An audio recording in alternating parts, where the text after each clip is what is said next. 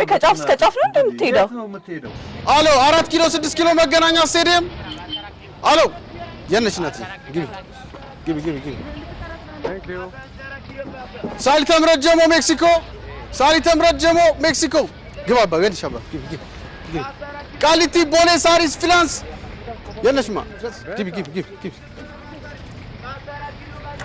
ልደታ አዲሱ ገበያ ገርጂ ኮልፌ ልደታ ገርጂ አዲሱ ገበያ ኮልፌ ጋሽ ግቡ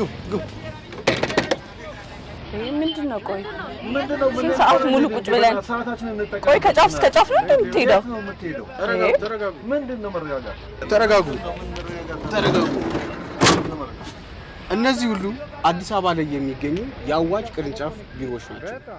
እርሶስ የትኛው ይቀርቦታል? ይምጡ፣ በቅልጥፍና እናገለግሎታለን። አዋጭ ነገን ለዋጭ